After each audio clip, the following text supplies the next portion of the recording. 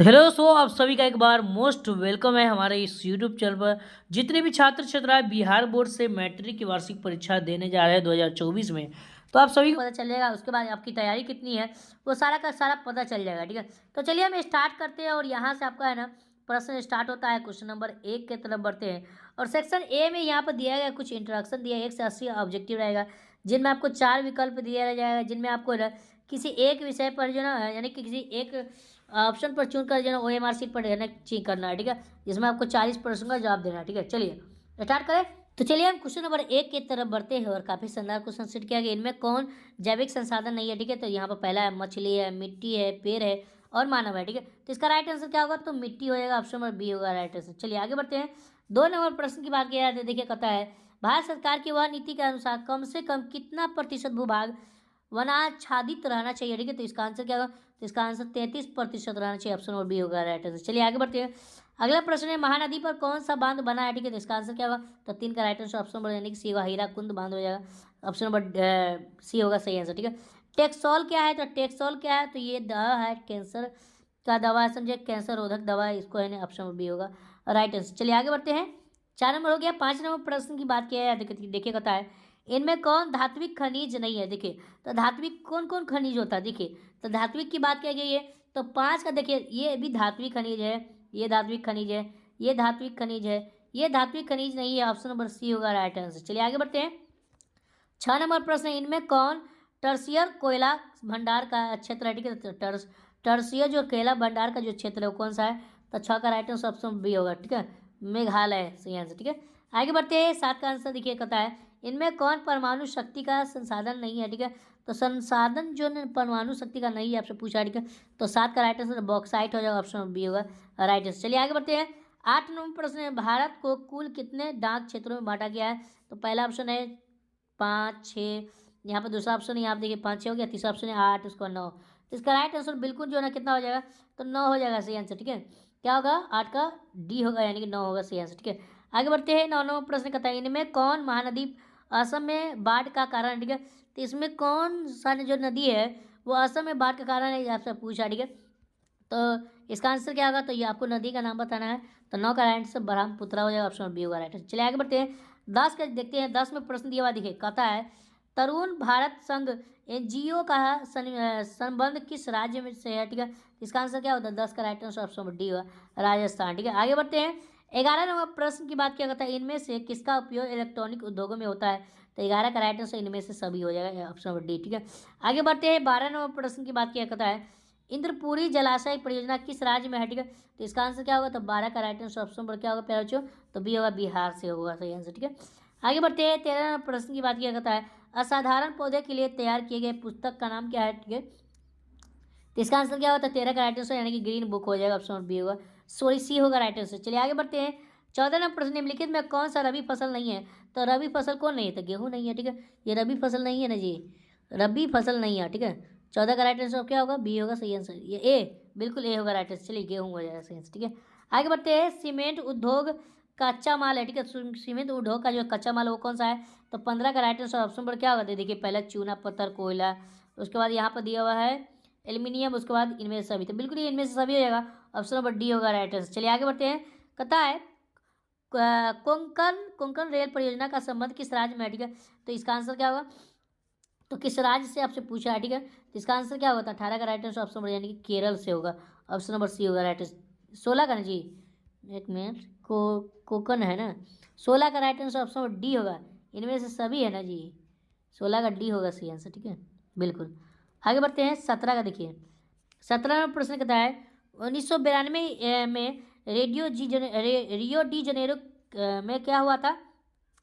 तो 1992 में Rio de Janeiro हुआ था, ये उसमें क्या हुआ था ये आपसे पूछा। ठीक है, तो 17 का राइट आंसर यानी कि पृथ्वी शिखर सम्मेलन हुआ था।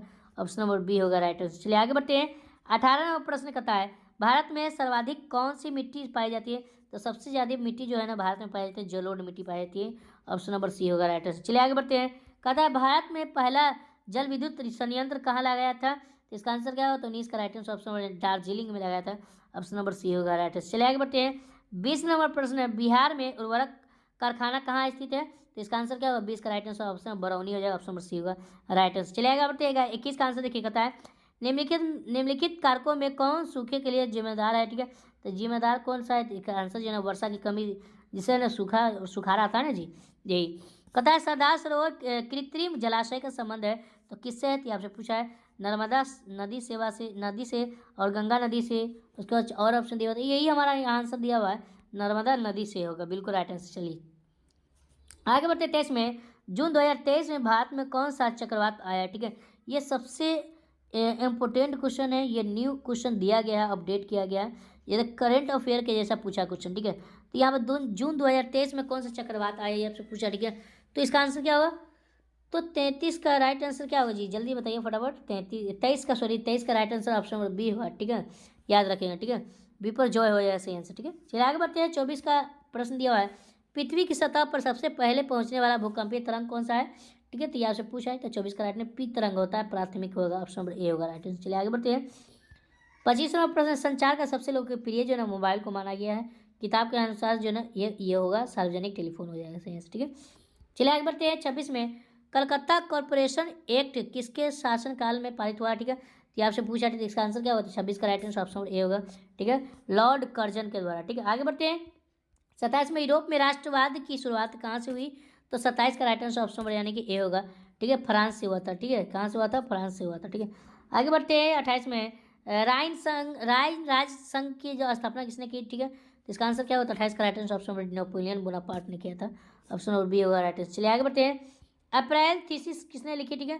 तो लियो टोल्स्टॉय यहाँ पर ऑप्शन दिया हुआ है, और भी ऑप्शन दिया हुआ है, रूस दिया हुआ है। उसके बाद नीचे बढ़ेंगे तो यहाँ पे देखिए लेनिन ने किया था, बिल्कुल ऑप्शन नंबर सी होगा राइट आंसर। चलिए आगे बढ़ते हैं, कहता है खुदाई खुदाई खदम तार खुदाई खिदम तार का गठन किसने किया, ठीक है।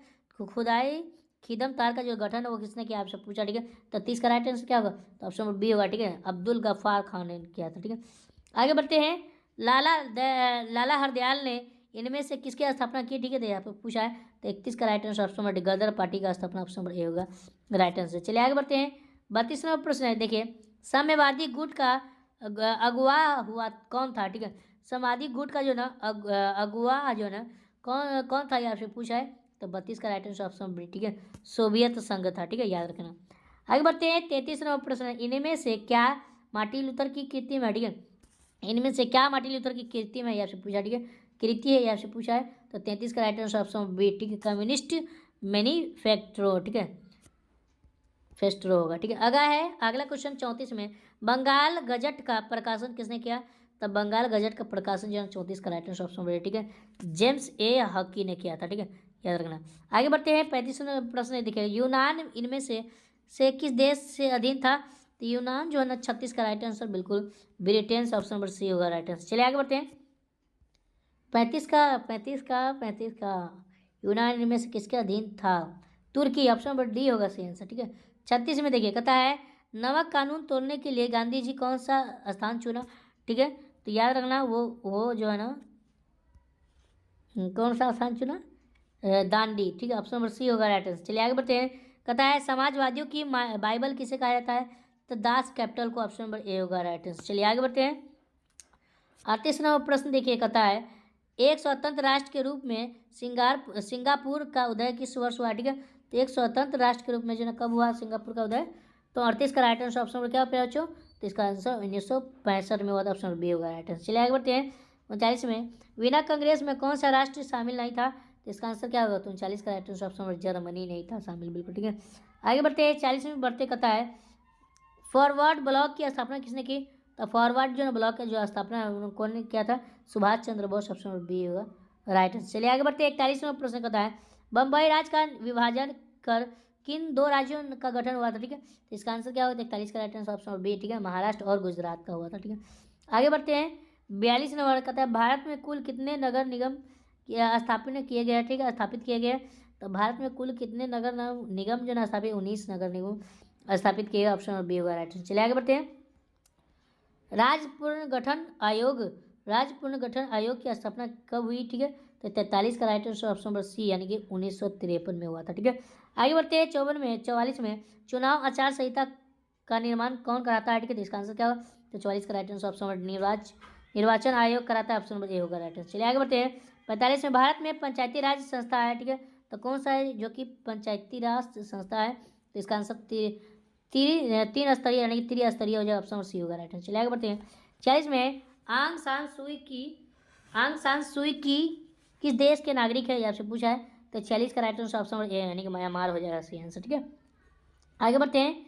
47 की बढ़ते कथा है, चिली की प्रथम महिला राष्ट्रपति कौन थी, तो 47 का right answer option number D होगा, ठीक है, मिशेल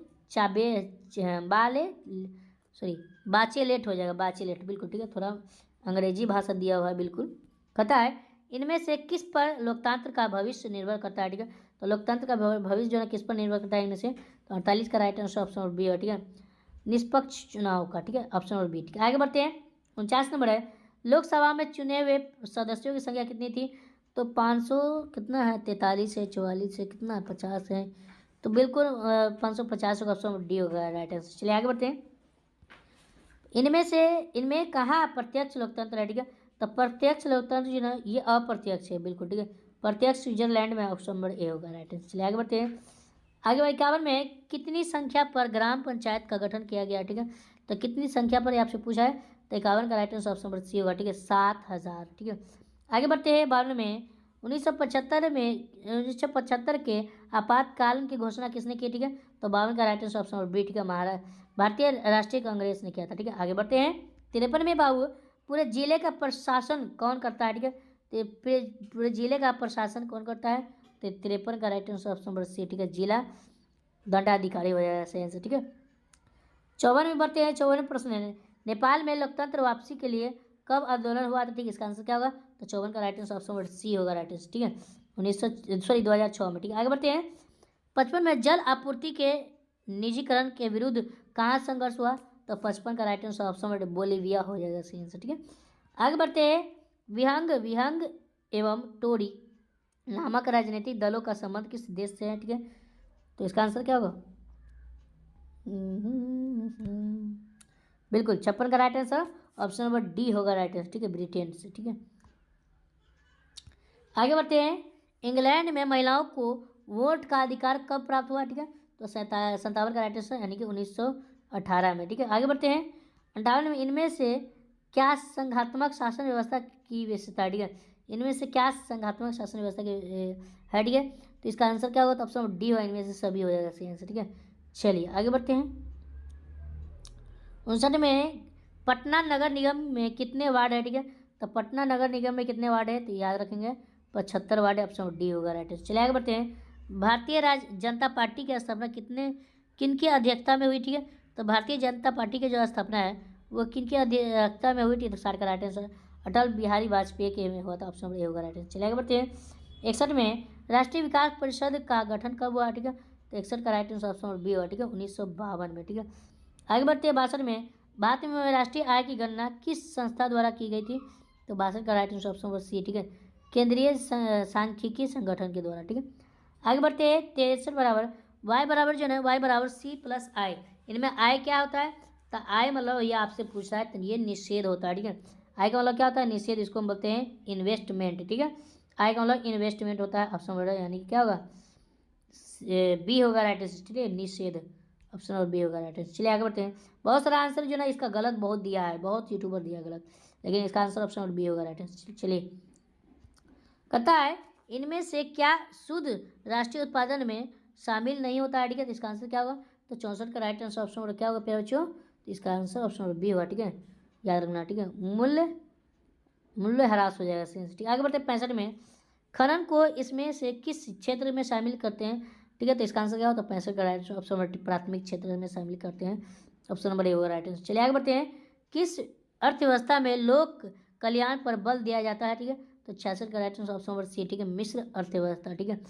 आगे बढ़ते हैं। 67 में देखिए इनमें से क्या पूंजी का इनमें से क्या पूंजी का पारिश्रमिक है, ठीक है, तो पारिश्रमिक है, ठीक है, इसका आंसर क्या होगा, तो संस्कृत का राइट आंसर लाभ हो जाएगा सही आंसर, ठीक है।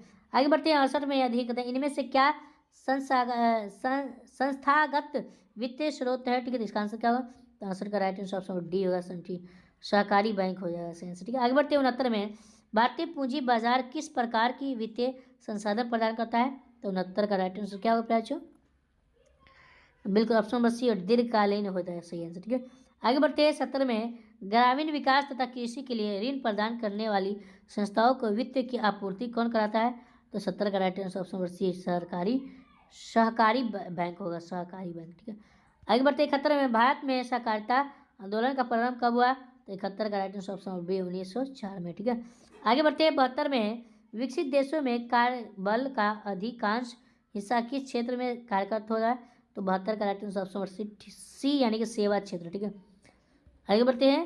भारत में नई आर्थिक नीति कब लागू की गई? तो 73 का राइट आंसर 1991 ईस्वी में किया गया। ठीक है, आगे बढ़ते हैं। 74 में कृषि उत्पादकों के प्रमाण के लिए किस मानक चिन्ह का प्रयोग किया जाता है?